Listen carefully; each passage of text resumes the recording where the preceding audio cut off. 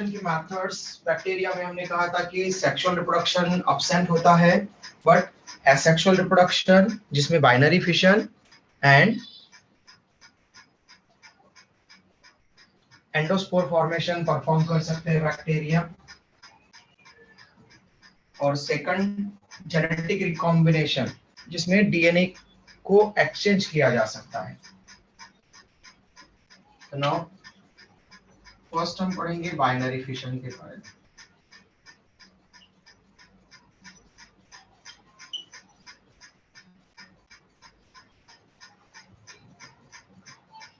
Bacteria reproduce through binary fission. Actual में क्या होता है कि बाइनरी फिशन एक्चुअल में माइटोसिस लाइक डिवीजन है। ओके, माइटोसिस लाइक डिवीजन क्या होता है बेटा? माइटोसिस माइटोसिस क्या होता है? The process in which diploid gamete remains diploid.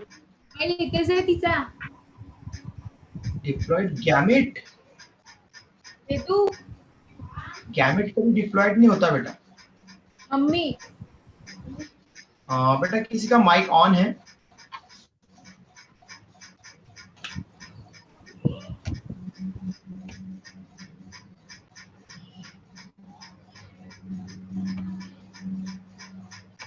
Okay, किसने आंसर दिया था बेटा? युक्ति ने दिया था क्या आंसर? नहीं सर, अदिति। ओके, तो युक्ति का माइक ऑन है, प्लीज माइक म्यूट कर दीजिए बेटा। फिर अगर कोई, हाँ युक्ति अभी दे रहे हो क्या बेटा आंसर? सर वो गलती से ऑन रह गए थे शायद। ओके, तो माइटोसिस क्या होता है? कौन आंसर देगा? Sir, mitosis diploid is the gamete. process where single cell divide into two daughter cells. Okay, एक सिंगल पैरेंट सेल से दो डॉटर सेल्स बन सकती है, ठीक है। लेकिन क्या बस इतना माइटोसिस है? मियोसिस 1 में भी ऐसा ही होता है। मियोसिस 1 में भी एक सेल से दो सेल्स बनती है मियोसिस 1 के बाद इंटरकाइनेसिस में। माइटोसिस और मियोसिस 1 अलग अलग है।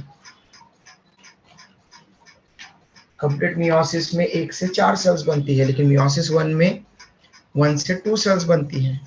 तो क्या माइटोसिस और मियोसिस 1 सेम थोड़ी है बेटा? अलग अलग है, दोनों डिफरेंट है। तो ओनली सेल के नंबर नहीं बोल सकते, सेल के नंबर के साथ में आपको उसको रिप्रेजेंट करना पड़ेगा। इक्वेशनल डिवीजन होता है माइटोसिस, जिसमें पेरेंट सेल के पास में जितने क्रोमोसोम्स होते हैं या जितना जेनेटिक मटेरियल होता है, सेम जेनेटिक मटेरियल और क्रोमोसोम्स डॉटर सेल्स में मिलते हैं सब। ओके, तो बाइनरी फिशन इन bacteria, okay, resemble mitosis division. तो माइटोसिस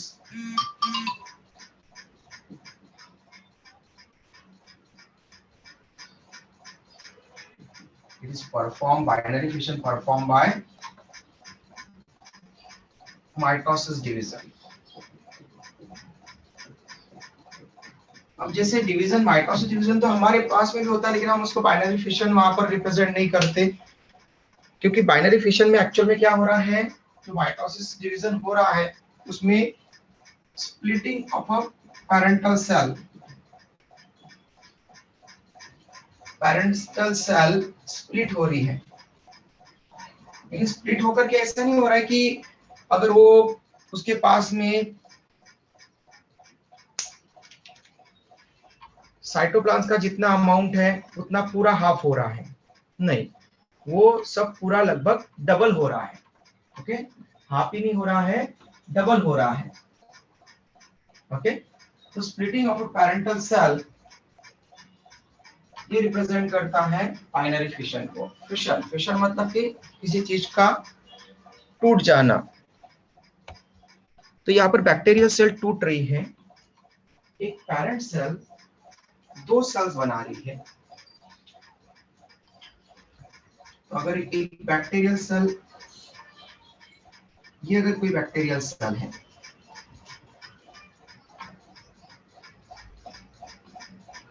ये कोई बैक्टीरियल सेल हमने रिप्रेजेंट की, तो इससे फिर दो डॉटर सेल बनेगी।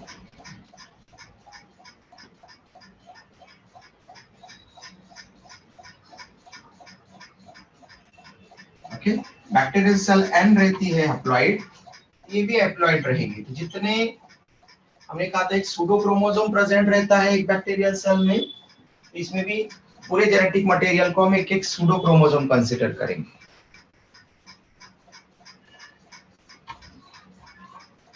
जो स्टूडेंट ने बताया था डिप्लॉइड गैमेट, तो गैमेट कभी भी डिप्लॉइड नहीं रहते, गैमेट्स ऑलवेज हैप्लॉइड होते हैं, और गैमेट फॉर्मेशन के लिए मियोसिस प्रोसेस होती है, ये ध्यान रखना।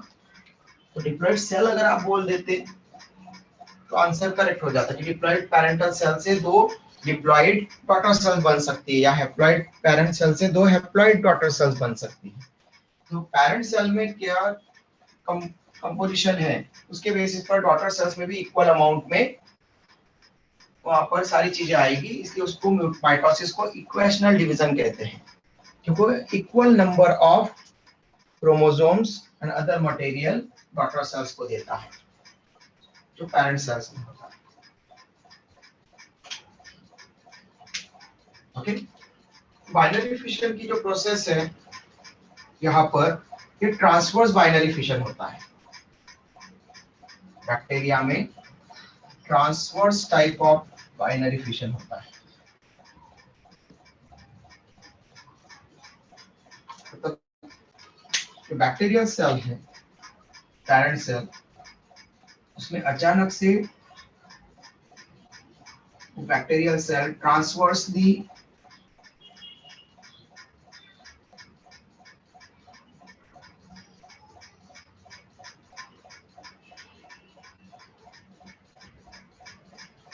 डिवाइड होती है और दो डॉटर सेल बनाने की कोशिश करती है।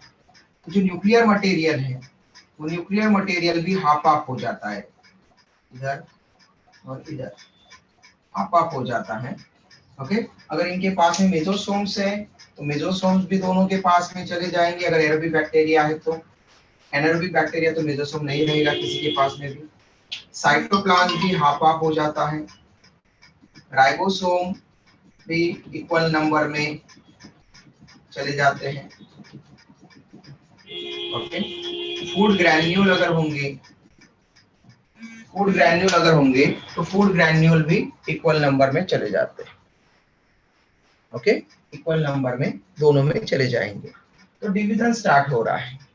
आपको यहाँ पर प्रॉपर ऑब्जर्व नहीं हो रहा है तो मैं इसको थोड़ा सा डार्क करता हूँ ताकि आपको दिखे कि यहाँ से स्प्लिटिंग हो रहा है। उस पैरेंट सेल का स्प्लिटिंग तो हो रहा है ट्रांसवर्सली। अगर प्लाज्मिड होंगे तो प्लाज्मिड दोनों के पास में चले जाएंगे, एक एक प्लाज्मिड। ये सब डबल बन रहा है। ओके, तो जो इंटरफेज रहती है उसमें डीएनए डबल होता है। इंटरफेज में हम पढ़ेंगे G1, S and G2 phase. तो S फेज जो रहती है सेल साइकिल की, सेल डिवीजन की, उसमें हमेशा S फेज में डीएनए का डुप्लीकेशन होता है, मतलब डीएनए डबल होता है। और फिर कैरियोकाइनेसिस स्टार्ट होती है इंटरफेज के बाद में, कैरियोकाइनेसिस एंड साइटोकाइनेसिस। ओके, उसको एम फेज बोलते हैं। उस फेज में प्रोफेज, मेटाफेज, एनाफेज, टेलोफेज में सभी वहां पर मटेरियल जो है साथ में जो क्रोमोसोम्स है वो बनते हैं और डबल होते हैं और फिर पोल की तरफ चले जाते हैं। ओके, दोनों पोल्स पर अरेंज हो जाते हैं क्रोमोसोम्स, और फिर टेलोफेज में वहां पर वो पोल पर रुक जाएंगे, दोनों पोल पर। और फिर जो साइटोकाइनेसिस होती है मतलब, तो उसमें क्या हो जाएगा, उसमें half half cytoplasm and cell organelles का नंबर डिवाइड हो जाएगा और सेल वहां से डिवाइड हो जाएगा।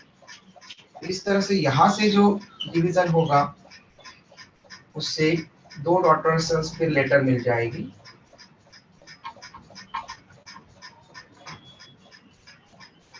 ये एक डॉटर सेल्स बन गई यहाँ पर प्लाज्मेट,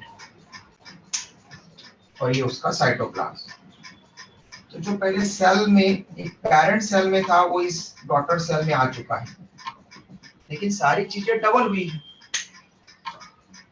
ओके, सारी चीजें डबल हुई है और इसीलिए यहाँ पर दूसरी सेल में भी सेम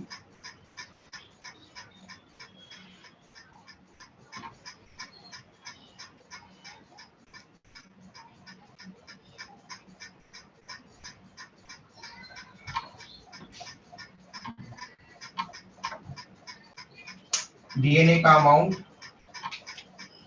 प्लाज्मेट अगर है, दोनों में प्लाज्मेट आएगा एक एक, और साइटोप्लाज्म जिसमें ribosome, inclusion body, food granule, मतलब ये दोनों में आएंगे। तो ये ट्रांसवर्स बाइनरी फिशन जो माइटोसिस के थ्रू होगा। तो इसलिए यूनिसेलुलर ऑर्गेनिज्म में डिवीजन रिप्रोडक्शन को रिप्रेजेंट करता है, ऐसा हमने फर्स्ट चैप्टर में कहा था, लिविंग वर्ल्ड वाले चैप्टर में। Okay, unicellular organism reproduce through cell division. तो इन unicellular organism cell division represents reproduction. उसमें सेल डिवीजन हुआ तो दो सेल बन गई, और वो यूनिसेलुलर है तो उनकी बॉडी एक ही सेल से बनती है, इसलिए अब जो दो नई सेल बनी वो दो नए बैक्टीरिया हो जाएंगे। तो एक बैक्टीरियम से दो बैक्टीरिया बन गए स्प्लिटिंग से, और ये स्प्लिटिंग होने के पहले हुआ माइटोसिस डिवीजन। माइटोसिस डिवीजन से दो बैक्टीरिया दो सेल्स बने हैं, और अब वो जो दोनों डॉटर सेल्स है वो डॉटर बैक्टीरिया हो गए। ओके, तो डिवीजन से ही रिप्रोडक्शन हो गया उनमें, समझ में आया। लेकिन हमारी मल्टीसेलुलर ऑर्गेनिज्म में अगर डिवीजन होगा तो अगर कहीं पर कट लग गया तो जो रिमेनिंग सेल्स है, जो जिनके आसपास के सेल लॉस्ट हुई है, वो सेल्स डिवीजन करके वो नई सेल्स बना लेती है, तो वो रिप्रोडक्शन नहीं होता, उसी का पार्ट बन रहा है। क्योंकि मल्टीसेलुलर ऑर्गेनिज्म है तो उसमें मेनी सेल्स उसी का पार्ट बन सकती है। लेकिन ये यूनिसेलुलर ऑर्गेनिज्म है, इसमें अगर जैसे एक से दो सेल बन जाएगी तो हम दो ऑर्गेनिज्म बोलने लग जाएंगे, दो इंडिविजुअल बन गए, वहां पर दो बैक्टीरिया बन गए। इतना क्लियर है बेटा सबको? किसी को कुछ डाउट है तो पूछ सकते हैं यहाँ तक।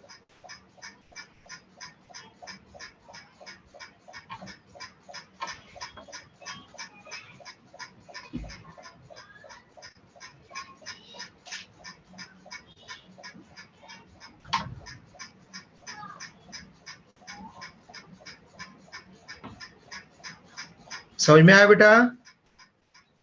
Yes sir. Okay, Yes. अब नंबर 2, एंडोस्पोर फॉर्मेशन।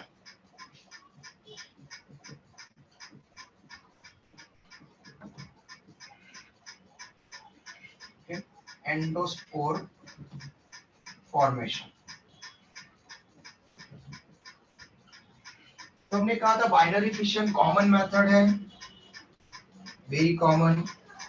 बैक्टीरिया को जब भी रिप्रोड्यूस करना है, बैक्टीरिया जब अपनी कॉपी बनाएगा, अपने प्रोजेनी बनाएगा, पॉपुलेशन बढ़ाएगा, तो वो यूजुअली परफॉर्म करता है transverse type of binary fission. ये कॉमन मेथड है रिप्रोडक्शन की उनमें। ओके, और फेवरेबल कंडीशन में दिखती है, ड्यूरिंग फेवरेबल कंडीशन। व्हाइल अगर अनफेवरेबल कंडीशन हो तो मोस्ट ऑफ द बैक्टीरिया की डेथ हो जाती है। जैसे आपने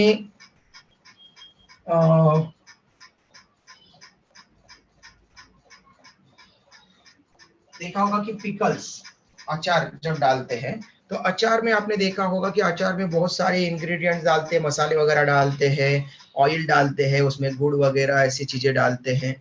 तो ये सभी सॉल्यूट डाले हैं।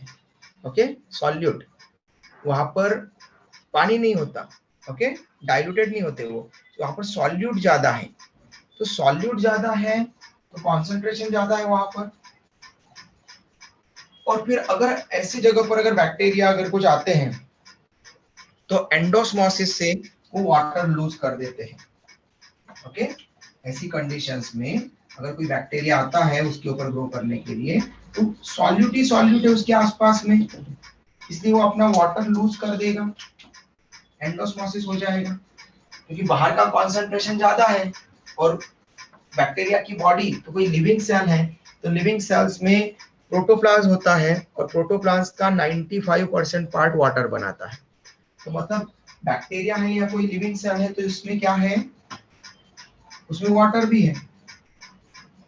लेकिन ये बाहर जो पिकल्स में अगर वो बैक्टीरिया के स्पोर चले गए, उनको लगा कि यहाँ पर फूड है, ओके, वो एयर के कारण कांटेक्ट में आ गए पिकल्स के अचार के, तो इतना सारा कॉन्सेंट्रेशन होता है वहां पर कि H2O लूज कर देगा, और H2O लूज करने से प्रोटोप्लाज्म का लॉस हो जाएगा। प्रोटोप्लाज्म लॉस हो गया मतलब डेथ हो जाएगी बैक्टीरिया की, ओके। तो इसलिए एंडोस्मोसिस से बैक्टीरिया वाटर लूज कर देते हैं और उनकी डेथ हो जाती है पिकल्स में। इसलिए स्टार्टिंग में आप देखते हैं कि जब आपने अचार वगैरह घर पे लाया है मार्केट से, या आपने डाला है घर पे, अगर किसी ने देखा हो तो, ओके, तो वहां पर कुछ दिनों तक तो अच्छा रहता है। लेकिन अगर आपने उसको अच्छे से स्टीयर नहीं किया, घुमाया नहीं, ओके, जब जब यूज कर रहे हैं तब उसका एयर टाइट, उसका जो उसको अच्छे से एयर टाइट नहीं किया है, अच्छे से बंद नहीं किया उसको, या फिर कवर नहीं किया उसको अच्छे से, और बार बार स्टीयर नहीं किया है, तो वहां पर ऊपर की तरफ बैक्टीरिया या फंगस की कॉलोनी बन सकती है, खराब हो सकता है पिकल। तो क्या हो गया ऐसा कि पहले तो बैक्टीरिया एंडोस्मोसिस करके मर रहे थे, लेकिन अब क्या प्रॉब्लम हो गई? कोई सजेस्ट कर सकता है, कोई बता सकता है क्या हुआ होगा? बताओ बेटा।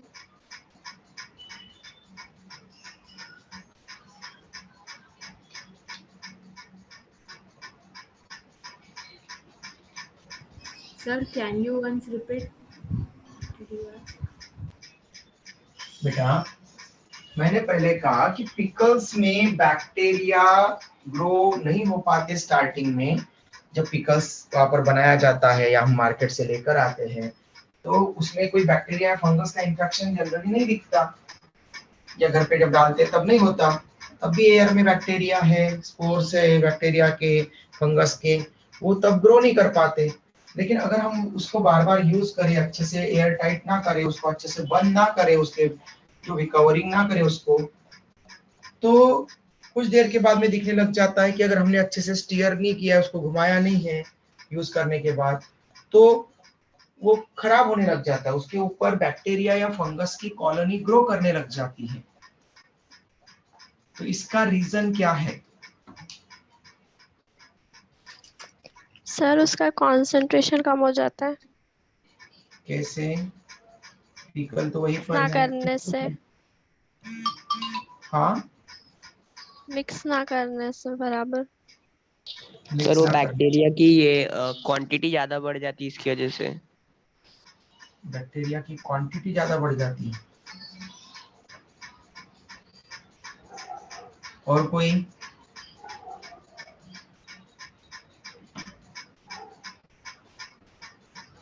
ये बैक्टीरिया के लिए फेवरेबल कंडीशन है कि अनफेवरेबल कंडीशन है, पहले ये बताओ। अनफेवरेबल। अनफेवरेबल। Unfavourable, good.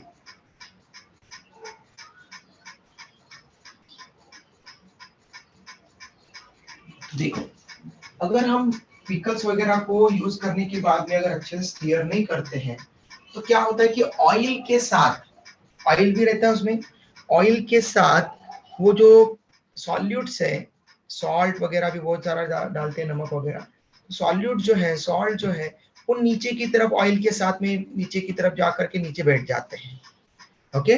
तो ऊपर जो भी हम जिस भी चीज का पिकल्स डालेंगे, कैरी का हो, ओके, अनराइपन मैंगो का हम डाल रहे हैं, या फिर उसमें मिक्स हो कोई वहां पर, तो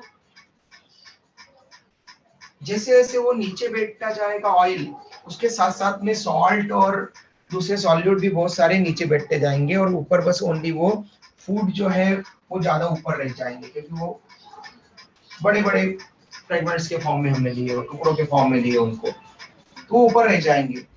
तो बैक्टीरिया या फिर फंगस के स्पोर्स अब आसानी से ग्रो कर सकते हैं जो पहले कांटेक्ट किए थे। तो पहले उन्होंने क्या किया कि बहुत सारे बैक्टीरिया जो थिन सेल वॉल वाले होते हैं वो तो डायरेक्ट मर जाते हैं, वो कांटेक्ट में आए ऐसे हाई सॉल्यूट कॉन्सेंट्रेशन के मर जाएंगे। लेकिन जो थिक सेल वॉल वाले बैक्टीरिया है वो मरते मरते अपना कोई निशानी छोड़ जाते हैं, एंडोस, वहां पर जो है वो क्या छोड़ जाते हैं, फिर एंडोस्पोर छोड़ जाते हैं। ओके, तो during unfavourable condition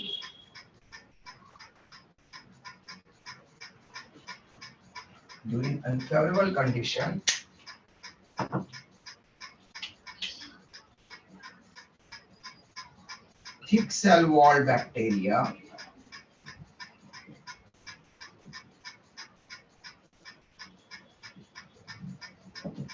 produce endospore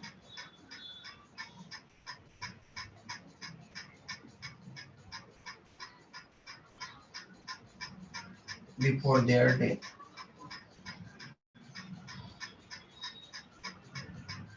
okay, तो जो थिक सेल वॉल वाले बैक्टीरिया होंगे, मतलब जनरली ग्राम पॉजिटिव बैक्टीरिया के मेंबर्स, तो थिक सेल वॉल वाले बैक्टीरिया ऐसी अनफेवरेबल कंडीशन में जब उनकी डेथ होने वाली है, तो सभी अनफेवरेबल कंडीशन में सभी बैक्टीरिया अगर मर गए तो भी प्रॉब्लम है, थिन सेल वॉल वाले तो मरेंगे ही, और थिक सेल वॉल में भी मर गए तो ऐसा तो नहीं कि फिर कभी सॉल्ट कॉन्सेंट्रेशन बढ़ गया वगैरह तो उसके कारण पूरी स्पीसीज ही खत्म हो जाए एक बैक्टीरिया की। ओके, तो कोई भी अपने आप को बचाने की कोशिश करता है, और बचाने के लिए उनको क्या करना पड़ेगा, अगर मर रहे हैं तो कम से कम वो ऐसी चीजें छोड़ करके जाए जिससे कि नए बैक्टीरिया वहां पर ग्रो कर सकते हैं, सेम स्पीसीज का कंटिन्यूएशन हो सके, तो उसके लिए उनको रिप्रोड्यूस करना पड़ेगा। लेकिन रिप्रोड्यूस में तो कॉमन मेथड है, वो बाइनरी फिशन नहीं परफॉर्म कर सकते क्योंकि यहाँ पर फेवरेबल इन्वायरमेंट चाहिए। अब अनफेवरेबल इन्वायरमेंट है, इस अनफेवरेबल इन्वायरमेंट में ओनली थिक सेल वॉल वाले बैक्टीरिया अपने बॉडी के अंदर स्पोर बनाते, बाहर नहीं बना पाते, बाहर बना ही नहीं सकते। बाहर अगर बॉडी के बाहर बनाने की कोशिश करेंगे एक दो स्पोर, तो स्पोर बनते बनते ही डेथ हो जाएगी। तो ये अगर कोई बैक्टीरियम है, ठीक है, इसको थोड़ा हम यहाँ पर बना देते ताकि आपको थोड़ा दिखे कि वो थिक वॉल वाला है बैक्टीरिया।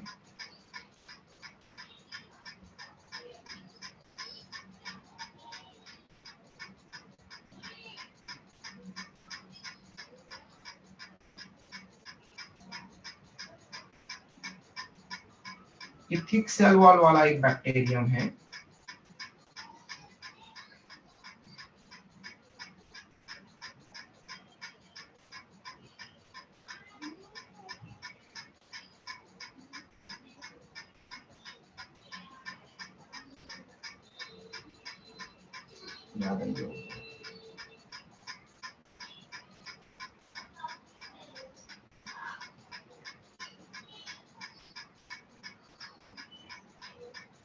ओके, कोई थिक सेल वॉल वाला बैक्टीरियम है, जब इसकी डेथ होने वाली है, अनफेवरेबल कंडीशन में है, खुद तो मरने वाला है, लेकिन वो अपनी स्पीसीज कंटिन्यू हो सके, ये उसके पास में हमेशा सिग्नल है, इसकी स्पीसीज कंटिन्यू होना चाहिए, इसके पास में ये जेनेटिक मटेरियल है।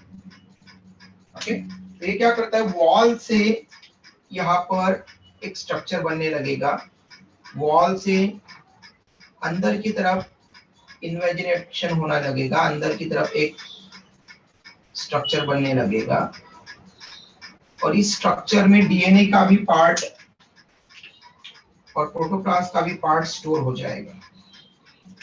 डीएनए और प्रोटोप्लास्ट का पार्ट स्टोर हो जाएगा इस स्ट्रक्चर में। ओके, आपको दिख रहा है क्या स्ट्रक्चर? ओके, है ना, दिख रहा है बेटा आप लोगों को, विजिबल है ना आप लोगों की स्क्रीन पर? मेरे वहां पर स्क्रीन पर दिख रहा है, ये स्ट्रक्चर अपीयर हो रहा है। Yes sir. ये स्ट्रक्चर है एंडोस्पोर। एंडोस्पोर, और ये एंडोस्पोर बना है थिक वॉल का कवरिंग से। ओके, और उसके अंदर प्रोटोप्लाज्म भरा पड़ा है, मतलब साइटोप्लाज्म है और जेनेटिक मटेरियल है। अब कौन एंटर कर रहा है? तो ये एंडोस्पोर, जब इस पूरे बैक्टीरियम की डेथ हो जाएगी तब ये अकेला एंडोस्पोर यहाँ पर पड़ा रह जाएगा उस फूड के पास में, या फिर वो अनफेवरेबल कंडीशन में ये एंडोस्पोर बचा रह जाएगा, जिसमें डीएनए है, जेनेटिक मटेरियल और प्रोटोप्लाज्म है।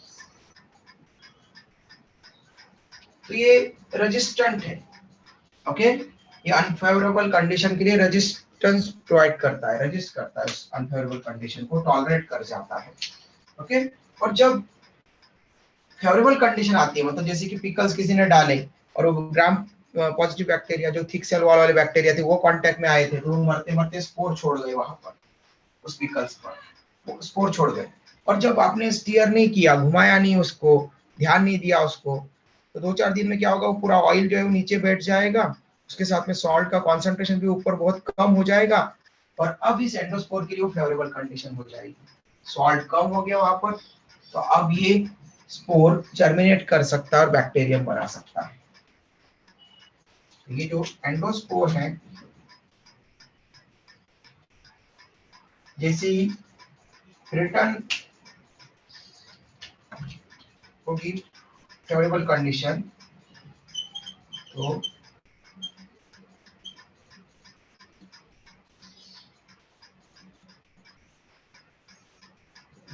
once the favorable condition आ जाएगी तो क्या होगा, ये एंडोस्पोर फिर से बैक्टीरिया में ग्रो करने लग जाएगा, इसके कारण ये बैक्टीरियम बनने लगेगा, थिक सेल वॉल वाला। और जब बैक्टीरिया बन रहे हैं, फेवरेबल कंडीशन है, तो फिर आप आगे वो किससे ग्रो करेंगे, वहां पर शुरू कर देंगे और ट्रांसपोज टाइप का बाइनरी फिशन, और ट्रांसपोज टाइप का बाइनरी फिशन करके अब वो फेवरेबल कंडीशन में अपनी पॉपुलेशन बढ़ाने लग जाएंगे, और पॉपुलेशन बढ़ने के कारण, उनकी कॉलोनी बनने के कारण, बैक्टीरिया की कॉलोनी बनती है, तो कॉलोनी बनने के कारण हमको अब वो उसके ऊपर दिखेगा कि अरे इसमें तो बैक्टीरिया का इन्फेक्शन, फंगल का इन्फेक्शन हो गया है, फंगस भी वैसे ही करते हैं, तो इन्फेक्शन हो गया है और वो खराब हो गया है, स्पॉइल हो गया है, फिर हमें उसको फेंकना पड़ेगा। अगर नहीं फेंका तो और उसको खाया तो फिर वो बैक्टीरिया या फंगस जो उसको इन्फेक्टेड किए है, उस फूड को स्पॉइल किया है उसने, वो खाने से हमें फूड पॉइजनिंग हो सकती है। स्क्रीनशॉट ले लो बेटा, और किसी को यहाँ तक कोई डाउट पूछना है जल्दी पूछो।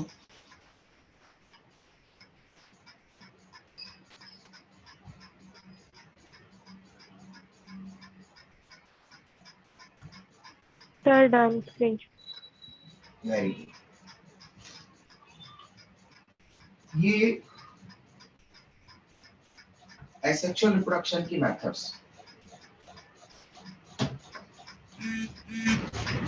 Next, genetic recombination. Sir doubt. हाँ पूछो बेटा। सर सपोज अगर वो पिकल में अगर बैक्टीरियाज अगर मरे हैं, फिर अगर बाद में अगर उसे स्टर किया तो सर फिर दूसरे बैक्टीरियाज ये नहीं होंगे ना, फिर वो भी डेथ होंगे ना? हाँ बेटा, अनफेवरेबल कंडीशन जब तक बनी रहेगी और जब तक वो स्पोर, अनफेवरेबल कंडीशन में स्पोर पड़े रह सकते हैं, लेकिन कितने लॉन्ग टाइम तक पड़े रहेंगे, पिकल्स ही खत्म कर दिया आपने खा करके, और हमारी बॉडी में अगर वो स्पोर चले भी गए, एंडोस्पोर, तो हमारे पास में फिर उनको डाइजेस्ट करने के लिए एचसीएल है, वो उसको ब्रेक करवा देगा उसकी वॉल को, तो कभी फेवरेबल कंडीशन उसको मिल ही नहीं पाएगी, ओके। तो जब तक फेवरेबल कंडीशन नहीं मिलेगी तब तक वो ग्रोथ नहीं करेंगे, नए बैक्टीरिया नहीं बनाएंगे। तो अगर आपने कभी, इसलिए बार बार जो है, जिनके घर पे पिकल्स वगैरह बनते हैं, या फिर आपको लगभग सब लोग खाते होंगे पिकल्स, तो अगर उसको बीच बीच में 1-2 दिन के बीच में स्टीयर करना पड़ता है, अगर आप वहां पर उसको अगर घुमाएंगे तो ऑयल और जो सॉल्ट का पार्ट है वो सभी के साथ में कांटेक्ट में आएगा, अच्छे से मिक्स अगर कर दिया तो, और उसके कारण जो एंडोस्पोर है वो कभी ग्रोथ ही नहीं कर पाएंगे, बैक्टीरिया नहीं बन पाएंगे वो कभी। तो कभी वो फूड पॉइजनिंग वगैरह जैसा या फूड को स्पॉइल करना ये कर ही नहीं पाएंगे।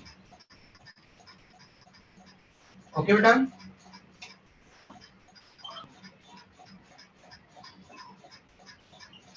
क्लियर हुआ आपका डाउट बेटा? हाँ सर। ओके, नेक्स्ट है genetic recombination.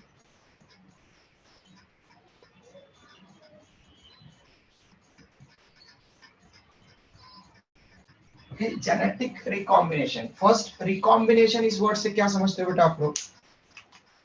What do you mean by recombination? फिर से किसी कंबाइन चीज होना। का फिर से हाँ कंबाइन होना। Very good. Okay, for example यहाँ पर मेरे पास में जो मार्कर्स आपको दिख रहे होंगे उसमें ग्रीन मार्कर फर्स्ट पर है, ब्लैक मार्कर सेकंड पर है, ब्लू मार्कर थर्ड पर है, ओके, और रेड मार्कर फोर्थ पर है। अगर इसका ये जो कॉम्बिनेशन है 1 2 3 4, first green, second black, third blue, fourth red, इसको अगर हमने कुछ ऐसा एक्सचेंज कर दिया, ठीक है, तो ये रिकॉम्बिनेशन हो गया। हमने उसको जो कॉम्बिनेशन था उसको बदल दिया है, ठीक है, क्लियर। और अब रिकम्बाइन हो गए वो फिर से हमने, तो अब वो फर्स्ट ग्रीन तो है लेकिन सेकंड क्या आ गया? रेड। थर्ड ब्लू आ गया है, ओके, क्योंकि ब्लू था ही थर्ड पर, लेकिन सेकंड पर जो था ब्लैक वो फोर्थ पर चला गया, फोर्थ पर जो रेड था वो सेकंड पर चला गया। तो ये कॉम्बिनेशन जो हम यहाँ पर रीअरेंज कर रहे हैं, ओके, उसको हम बोलते हैं रिकॉम्बिनेशन। लेकिन जरूरी नहीं कि रिकॉम्बिनेशन इसी तरह से हो। रिकॉम्बिनेशन में ऐसा भी हो सकता है कि हमने ये जो ब्लू ग्रीन मार्कर की कैप है, ओके, वो ब्लू मार्कर के साथ में एक्सचेंज कर दी, तो ये भी यहीं पर है सभी मॉलिक्यूल, लेकिन फिर भी क्या हो गया? ये कॉम्बिनेशन थोड़ा बदल गया है, चेंज हो गया। रिकॉम्बिनेशन। ओके, तो रिकॉम्बिनेशन मतलब रिकम्बाइन होना, उसको हम बोलेंगे रिकॉम्बिनेशन। उसका किसी भी सेट जो हम रिप्रेजेंट कर रहे हैं किसी भी तरह से, उनको रीअरेंज करना। अब जेनेटिक रिकॉम्बिनेशन, तो जेनेटिक मटेरियल का recombination, okay, genetic material recombinant होगा। अब रिकॉम्बिनेशन जब हम जेनेटिक्स के लिए यूज करते हैं तब वहां पर थोड़ा सा चेंज आ जाता है, ओके। हम जनरल रिकॉम्बिनेशन मतलब हमने उसको फिर से कॉम्बिनेशन को बदल दिया है, तो यहाँ पर जेनेटिक रिकॉम्बिनेशन का मतलब होता है कि जो पुराना जेनेटिक मटेरियल है उसमें कुछ एडिटिंग कर देना, उसमें कुछ ऐड कर देना, उसमें से कुछ रिमूव कर देना, उसको बोलते हैं जेनेटिक रिकॉम्बिनेशन। तो पहले जो था उसमें कुछ एडिशन हुआ है या डिलीशन हुआ है जेनेटिक मटेरियल में, तो उसको हम बोलते हैं जेनेटिक रिकॉम्बिनेशन। इतना क्लियर है बेटा जेनेटिक यस सर। रिकॉम्बिनेशन का मीनिंग? हाँ सर। Okay, yes sir. अब इस प्रोसेस को डिफाइन कैसे करते हैं? एग्जाम में आपको जेनेटिक रिकॉम्बिनेशन 11th क्लास में अगर इसकी डेफिनेशन लिखने को अगर आ गई, या फिर एनसीईआरटी में नहीं है लेकिन फिर भी नीट में अगर आपको अगर आ गया कि genetic recombination, what is genetic recombination, ठीक है, और ऑब्जेक्टिव क्वेश्चन में वहां पर स्टेटमेंट दे दिए, तो जेनेटिक रिकॉम्बिनेशन लिखने से आपको बोलोगे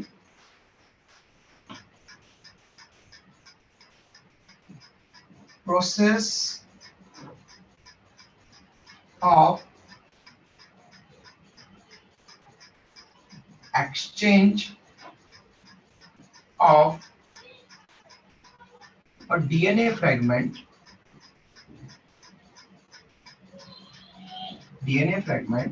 from one bacterium to another,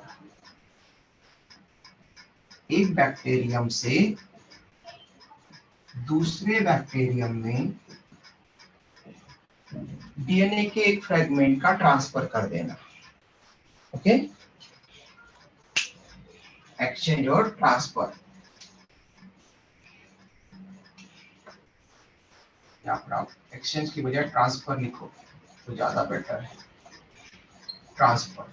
तो डीएनए के ट्रांसफर की प्रोसेस है मतलब, ओके, एक बैक्टीरियम से दूसरे बैक्टीरियम में जब डीएनए का कोई फ्रेगमेंट ट्रांसफर होगा तो एक में डिलीशन होगा और एक में एडिशन होगा, ओके, ऐसा में फॉर एग्जांपल ये आपके पास में ये दो अलग अलग बैक्टीरिया के डीएनए है, समझ लो। ओके, ये ब्लैक बैक्टीरियम है और एक रेड बैक्टीरियम है, ऐसा समझ लो। अब इस ब्लैक बैक्टीरियम का डिलीशन हुआ डीएनए में, ओके, और रेड बैक्टीरियम में एडिशन हुआ, तो कॉम्बिनेशन बदल गया, ये हो गया रिकॉम्बिनेशन। तो transfer of DNA fragment from one bacterium to other, okay, another bacterium को ट्रांसफर हुआ, इसको हम बोलते हैं genetic recombination. As simple as that. ठीक है, बहुत ही आसान है अगर आप उसको समझना चाहो तो। बस इसको फिर किस मेथड से किया जा सकता है, तो 3 मेथड है। ये जो प्रोसेस होगी उसके लिए 3 मींस या 3 मेथड्स यूज की जा सकती है। तो मेथड्स ऑफ जेनेटिक रिकॉम्बिनेशन मतलब transfer of DNA from one bacterium to another bacterium, अभी तक 3 मेथड पता चली है जिससे ऐसा होता है या करवा सकते हैं। तो methods of genetic recombination, okay, methods of genetic recombination. One is transformation, second conjugation, and third one is transduction. Screenshot जल्दी से ले लो बेटा ताकि हम यहाँ पर स्टार्ट कर देते हैं। स्क्रीनशॉट ले लो बेटा जल्दी। Very good. तो फर्स्ट वाला स्टार्ट कर देते हैं फिर आज, ट्रांसफॉर्मेशन। ओके, जो हम पढ़ रहे हैं उसके बेसिस पर। तो बस आपको ये ध्यान रखना है कि डीएनए का ट्रांसफर करना है, बस आपको ये देखना है उस प्रोसेस में कि डीएनए का ट्रांसफर कैसे हो रहा है, और उसके बेसिस पर उनके अलग अलग नेमिंग है, उसमें थोड़ा थोड़ा सा चेंज होगा ट्रांसफर की मेथड। तो first transformation method of genetic recombination. Okay, it was first discovered by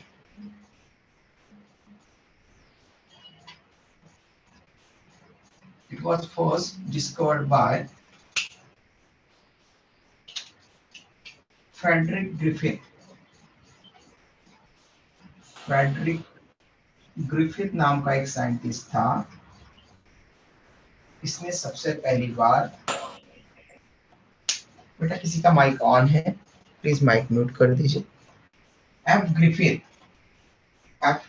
Frederick Griffith, इसने सबसे पहली बार ट्रांसफॉर्मेशन इस प्रोसेस को ऑब्जर्व किया। ओके, और टर्म ट्रांसफॉर्मेशन भी इसी ने दिया था। ओके, और इसी जो हम यहाँ पर अभी पढ़ने वाले हैं, इसी को आप 12th क्लास में DNA as genetic material, DNA genetic material होता है, इसके लिए सबसे पहला एक्सपेरिमेंट भी हम यही पढ़ेंगे। तो ये आपको नॉट ओनली यहाँ पर आने वाला है अभी, ठीक है, 11th में, ये 12th में भी है, और इसलिए दोनों जगह पर पूछा जाता है, इसलिए इसके चांसेस बहुत ज्यादा बढ़ जाते हैं नीट में आने की। तो ट्रांसफॉर्मेशन एक्सपेरिमेंट परफॉर्म किया था ग्रिफिथ ने, और उसने बताया था कि बैक्टीरिया ऐसा करते हैं, एक बैक्टीरियम दूसरे बैक्टीरियम को डीएनए ट्रांसफर कर सकता है, और वो बैक्टीरियम ट्रांसफॉर्म हो सकते हैं, बदल सकते हैं। इसलिए ये फ्रेडरिक ग्रिफिथ निमोनिया डिसीज के ऊपर एक्सपेरिमेंट कर रहा था। ओके, निमोनिया कॉजिंग बैक्टीरिया कौन से होते हैं बेटा?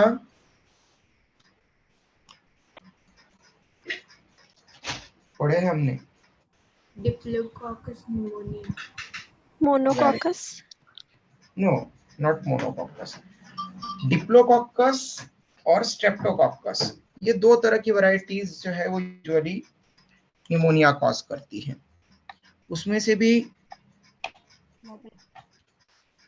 इसने जो एक्सपेरिमेंट किए थे वो डिप्लोकोकस पर किए थे। ओके, तो डिप्लोकॉकस और स्ट्रेप्टोकॉकस, ये ध्यान रखना, इन दोनों में से ऑप्शन चूज करना है।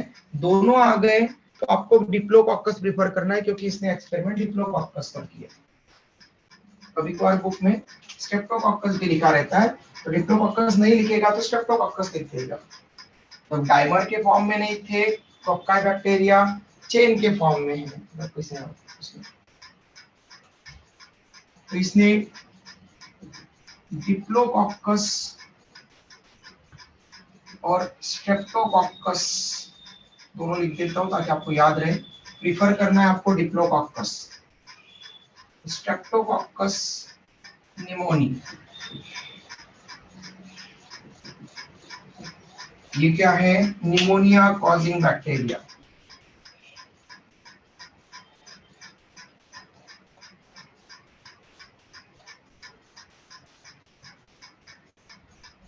कॉजेज निमोनिया,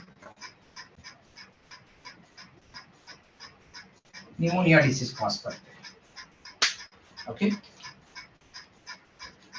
फिर इसने देखा कि निमोनिया कॉजिंग बैक्टीरिया में भी दो तरह के स्ट्रेन होते हैं। डिप्लोकॉकस निमोनी और स्ट्रेप्टोकॉकस निमोनी में भी दो टाइप के स्ट्रेन होते हैं, S strain and R strain. इसका मतलब क्या हुआ बेटा?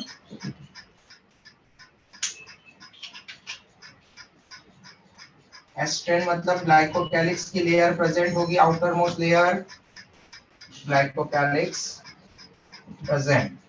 आर स्ट्रेन मतलब outermost layer cell wall होगी, glycocalyx and plasma membrane absent होंगे। ओके, एस मतलब स्मूथ, स्मूथ मतलब वहां पर ग्लाइकोकैलिक्स की म्यूसिलेजिनस लेयर प्रेजेंट है। ओके, तो एस स्ट्रेन बैक्टीरिया में तीनों लेयर प्रेजेंट है, plasma membrane, cell wall and outermost glycocalyx. लेकिन आर स्ट्रेन में केवल दो ही लेयर है, plasma membrane and cell wall, glycocalyx absent है। तो इसने देखा कि जो हमें एस स्ट्रेन बैक्टीरिया को ब्लैक कलर में बना देता और आर स्ट्रेन बैक्टीरिया को रेड कलर में बना देता हूँ। मतलब ये रेड वाली लेयर दिख रही है, इसकी सेल वॉल दिख रही है, इसकी ब्लैक वाली लेयर दिख रही है, मतलब ये यहाँ पर। तो एस स्ट्रेन को मैं ब्लैक से रिप्रेजेंट करूंगा और आर स्ट्रेन को यहाँ से। तो आप समझ जाना कि ब्लैक वाला स्ट्रेन है मतलब उसमें तीनों लेयर प्रेजेंट है, आउटर मोस्ट ग्लाइकोकैलिक्स प्रेजेंट है। इसने देखा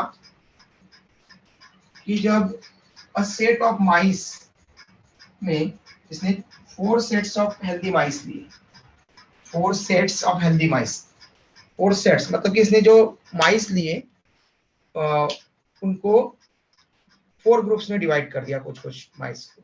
ओके, हेल्दी माइस को, ठीक है। और 4 बार एक्सपेरिमेंट करना था। एक बार करके उसी पर दूसरा एक्सपेरिमेंट किया जाए तो हो सकता है कि उसके पास में पहला मटेरियल था तो पहला और दूसरा मिक्स होकर के कोई रिएक्शन कर दिया, तो ऐसा ना हो, इसलिए हर बार एक्सपेरिमेंट के लिए अलग से एक हेल्दी माइस का सेट लिया उसने। ओके, ज्यादा मतलब बहुत सारे, फॉर एग्जांपल आप कंसीडर कर सकते हैं कि अगर समझ लो 16 लिए थे माइस, तो 4 माइस के उसने 4 सेट्स बना लिए। ओके, अज्यूम करने के लिए बता रहा हूँ। उसने 4 सेट्स ऑफ हेल्दी माइस लिया। उसने क्या किया? पहला एक्सपेरिमेंट किया, फर्स्ट सेट ऑफ हेल्दी माइस में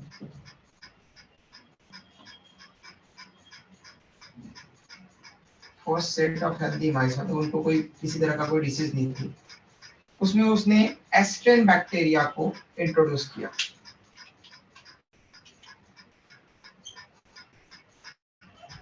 into first set of healthy mice, he injected S strain bacteria और उसने रिजल्ट देखा तो उसको वहां पर देखा कि उनकी डेथ हो गई। कुछ दिनों के बाद एस्ट्रेन बैक्टीरिया इंट्रोड्यूस करने पर उनकी डेथ हो गई। तो उसने देखा कि डेथ क्यों हुई, तो उनको निमोनिया हो गया था, उसके कारण उसकी डेथ हो गई उनकी। मतलब S strain of bacteria pneumonia cause करते हैं। Okay, death due to pneumonia. Pneumonia हुआ और डेथ हो गई। फिर उसने second set of healthy mice लिया,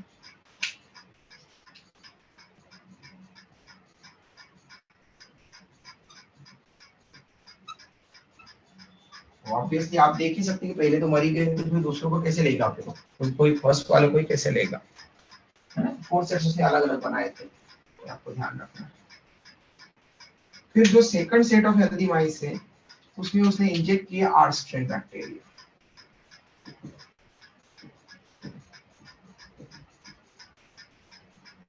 अब ये भी वही है, डिप्लोकोकस या स्ट्रेप्टोकोकस निमोनिया बैक्टीरिया, तो उसको ऐसा लगा कि इनकी भी डेथ हो जाना चाहिए फिर निमोनिया के कारण, लेकिन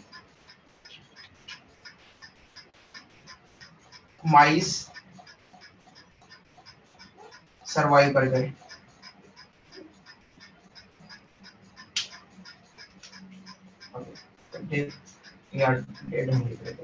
माइस सरवाइव कर गए, क्यों? क्योंकि उनमें निमोनिया नहीं हुआ, no pneumonia. Okay, pneumonia disease नहीं हुई उनमें, वो सरवाइव कर गए। तो यहाँ पर उसको क्वेश्चन मार्क आया कि अरे एस्ट्रेन में, एस्ट्रेन के कारण जिसमें ओनली ग्लाइकोकेलिस की एक्स्ट्रा लेयर है, आर्स्ट्रेन भी पूरा बराबर है, बस ग्लाइकोकेलिस की लेयर एब्सेंट है, एक ही डिफरेंस होने से अगर ये ऐसा हो रहा है, इसका मतलब है कि एस्ट्रेन में ही कोई ना कोई पॉइजनस मटेरियल होना चाहिए। ठीक है, तो उसने ये कंफर्म करने के लिए आगे फर्दर और एक्सपेरिमेंट किए, यही पर नहीं रुका कि क्या कुछ और कंडीशन में भी हो सकता है। तो ये उसने third set of healthy mice लिया,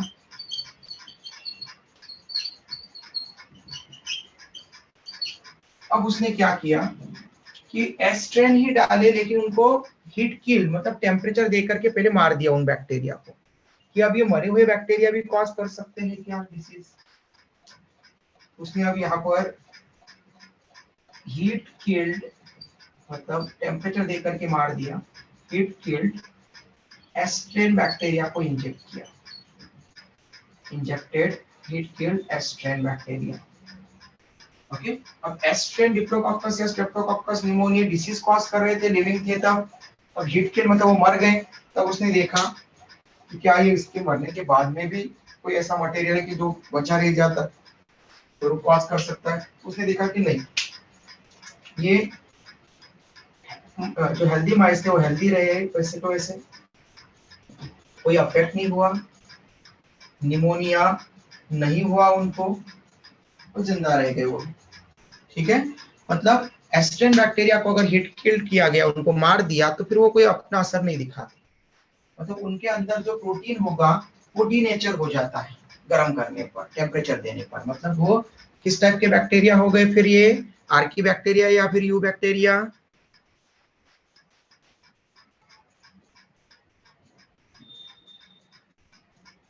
यू बैक्टीरिया। यू बैक्टीरिया, क्योंकि टेम्परेचर देकर के वो मर रहे हैं, टेम्परेचर लविंग नहीं है वो, तो अनफेवरेबल कंडीशन में उनकी डेथ हो रही है। फिर उसने एक और एक्सपेरिमेंट करने की कोशिश की, हिट किल्ड एस्ट्रेन बैक्टीरिया, मतलब मार दिया है उनको, तो वो डिसीज कॉज नहीं कर रहे हैं। आर्स्ट्रेन बैक्टीरिया जिंदा रहते, लाइव रहते, तब भी कोई डिसीज नहीं कॉज करते। इन दोनों का मिक्सचर लिया तो क्या होगा, इन्होंने भी डिसीज नहीं कॉज करना चाहिए थे, दोनों अलग अलग नहीं कॉज करते, तो ऐसा भी नहीं होना चाहिए कॉम्बिनेशन में। क्योंकि जब भी कोई साइंटिस्ट एक्सपेरिमेंट करता है तो उसको उसके ऊपर जितने भी डिफरेंट सेट्स होंगे, डिफरेंट जो तरीके होंगे, वो सब अपनाने पड़ते हैं, ताकि कोई उसको चैलेंज ना कर सके, सभी क्वेश्चन के आंसर दे सके। तो उसने फिर fourth set of healthy mice लिया और इसने मिक्सचर यूज किया। फिर अब he injected a part of mixture of heat killed S strain bacteria, आपको दिखाई तो बारीक हो जाएगा कौन सा, S strain bacteria plus live R strain bacteria. Okay, तो जिंदा आर स्ट्रेन बैक्टीरिया और heat killed S strain bacteria जो दोनों ही डिसीज नहीं कॉज करवा रहे थे, उनका मिक्सचर इंट्रोड्यूस करवा दिया फोर्थ सेट ऑफ हेल्दी माइस में। और फिर इसने देखा कि डिसीज तो होना नहीं चाहिए थी, लेकिन माइस की डेथ हो गई। और वो डेथ क्यों हुई? क्योंकि उनमें निमोनिया हो गया था। ओके, निमोनिया हो गया था। तो वो निमोनिया के ऊपर ये एक्सपेरिमेंट कर रहा था और उसको तब ऐसे अचानक से ऐसे रिजल्ट मिले। ओके, पहले स्क्रीनशॉट ले लो यहाँ तक जल्दी से। ऐसे रिजल्ट सर मिले। डन। गुड। अब ये रिजल्ट मिले तो उसने यहाँ पर फिर ये फोर्थ वाला रिजल्ट ने उसको और चौंका दिया कि ऐसा अगर हुआ है, ये कैसे हो सकता है? जब ये अलग अलग थे तब तो नहीं हो रहा था। लाइव एस्ट्रेन बैक्टीरिया भी डिसीज नहीं कॉज करते, ग्लाइकोकैलिक्स नहीं है। हीट किल्ड एस्ट्रेन बैक्टीरिया मर गए हैं तो भी डिसीज कॉज नहीं करते। तो इनका दोनों का मिक्सचर लेने से ऐसा क्या हो गया कि डिसीज हो गई? तो उसने फिर ये ट्रांसफॉर्मेशन फिनोमेना की डिस्कवरी कर ली। फिर उसके बेसिस पर आगे उसने सोच कर यहीं पर रुका नहीं, तो यहीं पर खत्म कर देता अपना एक्सपेरिमेंट, वहीं पर बोल देता और निमोनिया के ऊपर कुछ रिजल्ट बता देता। तो ओनली तो निमोनिया में उसका नाम नहीं हुआ, उसका नाम हुआ ट्रांसफॉर्मेशन एक्सपेरिमेंट में। और उसी एक्सपेरिमेंट को फिर जेनेटिक्स में डीएनए जेनेटिक मटेरियल होता है, उसको एक्सप्लेन करने के लिए पहला प्रूफ कंसीडर, मतलब पहली बार उसको एक्सपेरिमेंट को लिया गया वहां पर। ज्यादा फेमस हो गया थोड़ा सा और सोचने से, थोड़ा और एफर्ट लगाने से। तो इसने कहा कि जब हम मिक्सचर लेते हैं हीट किल्ड एस्ट्रेन बैक्टीरिया का, ओके, हीट किल्ड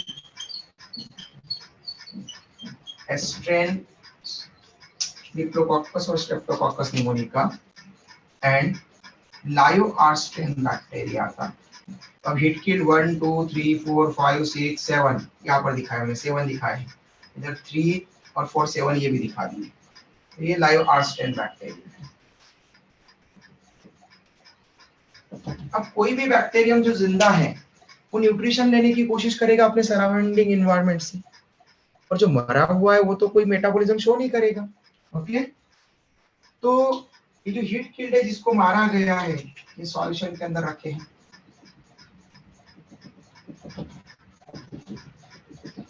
ओके, तो ये जो लाइव आर स्ट्रेन है वो हीट किल्ड जो मर चुके हैं उन बैक्टीरिया के आसपास के में न्यूट्रिएंट नहीं है, तो फिर वो उनके न्यूट्रिएंट को लेंगे और इनके न्यूट्रिएंट लेकर के जब वो न्यूट्रिएंट लेते हैं तो इनके अंदर जो डीएनए का फ्रेगमेंट था, ओके, ग्लाइकोकैलिक्स लेयर नहीं, जो इनको फ्रेगमेंटेड है, तो डीएनए का फ्रेगमेंट जिन जिन के पास में डीएनए का फ्रेगमेंट आ गया जो ग्लाइकोकैलिक्स लेयर बना सकता है, वो कैरेक्टर वाला डीएनए जिसके पास में आ गया, वो बैक्टीरिया डीएनए का फ्रेगमेंट लेकर के वो लाइव आर स्ट्रेन बैक्टीरिया में बदल जाते हैं। स्ट्रेन से ये बदल गए, ये दोनों बदल गए, ट्रांसफॉर्म।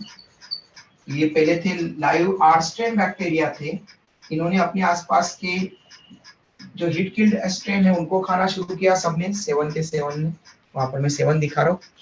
ओके, सबने खाना शुरू किया और उनमें से कुछ के पास में वो डीएनए का फ्रेगमेंट आ गया जो ग्लाइकोकैलिक्स की लेयर बना सकता है।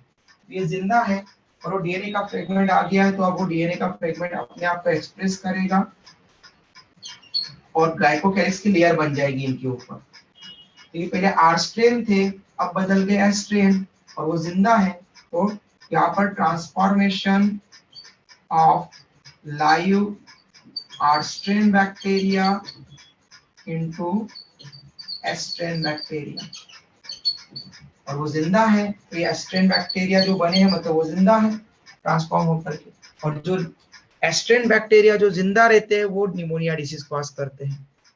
तो इसने कहा कि इस तरह से डीएनए का अब्जॉर्प्शन करके, ठीक है, live R strain bacteria heat killed S strain bacteria के डीएनए का ऑब्जॉर्प्शन करके ट्रांसफॉर्म हो जाते हैं लाइव एस्टेन बैक्टीरिया में.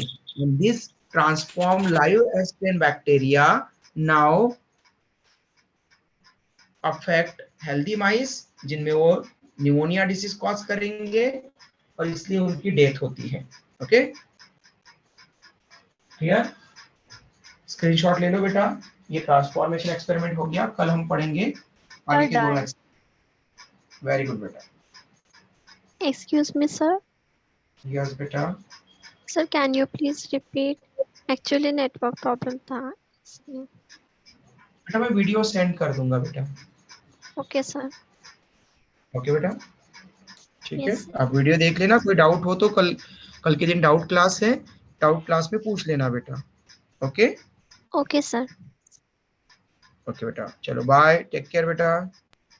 Thank you, sir. Bye. Thank you, sir. Bye बेटा.